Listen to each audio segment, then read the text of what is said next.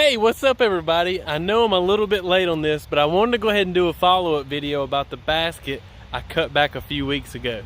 Now, I know a few of you were doubting me on this one. It looked pretty harsh cutting that thing back as aggressively as I did, but you know, I just followed the tips I gave you.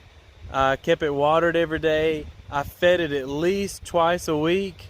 And I kept it in some sunlight, and as you can see in the background here, this thing has flushed out beautiful once again.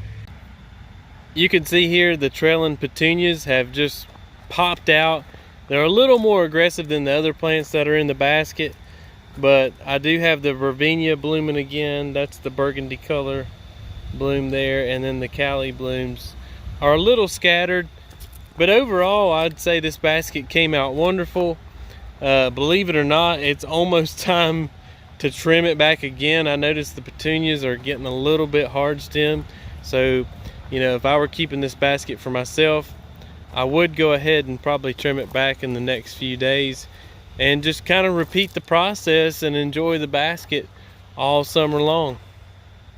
So there you go folks, trimming back and pruning back your plants equals rejuvenation for most annuals and perennials. But I will note that it has been brutally hot lately. Temperatures in the 90s, humidity so thick you can cut it with a knife. So I would be a little hesitant to prune back as aggressively as I did on the previous video. I would go a little bit lighter on the pruning now because plants are kind of in that stress mode. If you've been enjoying these videos and getting value from them and haven't done so already, go ahead and hit that subscribe button, hit the notification bell so you can get updates about every time we release a new video. And believe me, we got some more tip videos coming for you.